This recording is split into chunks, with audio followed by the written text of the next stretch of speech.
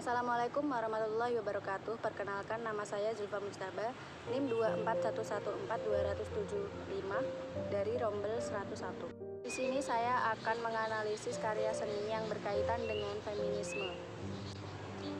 Lukisan di samping adalah lukisan karya Ivan Sagita yang dibuat pada tahun 1988.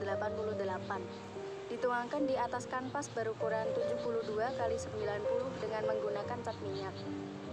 Lukisan ini mempunyai kecenderungan gaya surrealisme dengan menekankan pengungkapan problem-problem psikologi lewat tanda-tanda yang bersifat simbiolis.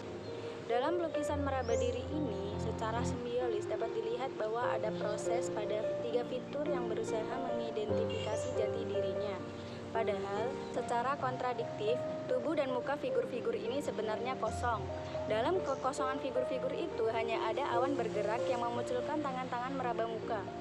Figur di tengah tersemat atribut sanggul dan telinga wanita, yang memberi gambaran proses pencarian identitas dan jati diri kewanitaan.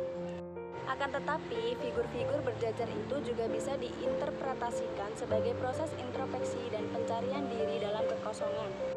Ada sebuah fenomena menarik pada tubuh manusia di abad 21 ini, yaitu terjadinya fenomena paradoks pada tubuh manusia.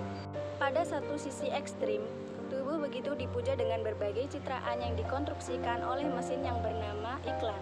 Pada sisi ekstrim yang lainnya, secara filosofis, sebenarnya manusia sudah kehilangan hak atas tubuhnya karena harus menuruti citraan-citraan secara sosial, komersial, dan religius, dan telah kehilangan tubuh secara real. Kita seakan dikepung oleh citra-citraan dan disergap berbagai iklan tentang tubuh yang ideal. Dimanapun kita berada, selalu ada visualisasi tentang tubuh. Pada baliho, billboard, spanduk, koran, majalah, televisi, internet, dan di segala tempat. Dan tubuh pun menjelma menjadi bahasa komunikasi yang masif dan intensif, sehingga iklan pemberantasan korupsi menggunakan tubuh untuk menyampaikannya. Dengan parameter estetika iklan, aktornya harus ganteng dan cantik, dan terbukti para aktor iklannya justru menjadi pelaku korupsi. Sungguh sebuah ironi. Istilah gender bagi banyak orang digeneralisasikan sebagai jenis kelamin.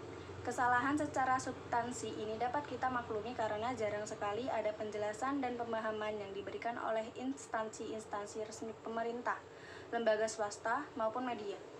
Menurut WHO, gender adalah sifat perempuan dan laki-laki, seperti norma, peran, dan hubungan antar kelompok pria dan wanita, yang dikonstruksi secara sosial. Gender dapat berbeda antara suku kelompok masyarakat dengan masyarakat lainnya, serta dapat berubah seiring berjalannya waktu.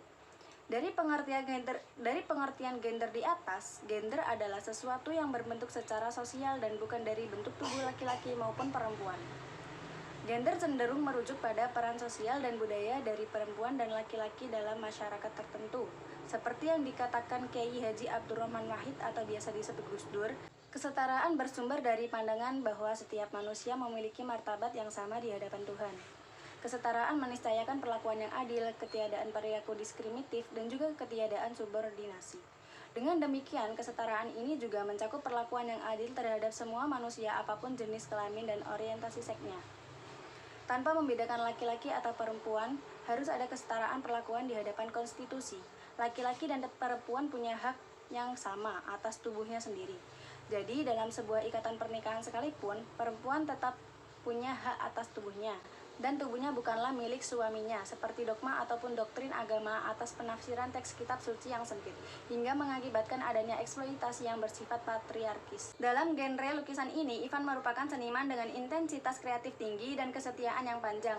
Penggalian itu lebih-lebih terkait dengan tanda-tanda sosiokultural Jawa atau lebih spesifik yaitu kosmologi ruang Yogyakarta. Dalam karya-karyanya yang lain, Ivan juga sering mengangkat persoalan pencarian nilai-nilai kemanusiaan dengan memakai simbol-simbol atau atribut-atribut sosiokultural yang ada. Tema-tema kemanusiaan itu sering muncul dalam penggambaran yang absurd, karena sering muncul dalam juxtaposition atau penjajaran bentuk-bentuk yang irasional seperti dalam tiga figur kosong yang belajar dalam lukisan ini. Dengan teknik realisme yang kuat dan warna-warna cenderung berat, karya-karya Ivan semakin kental dengan suasana misteri. Sekian analisis dari saya, kurang lebihnya mohon maaf, semoga bermanfaat. Wassalamualaikum warahmatullahi wabarakatuh.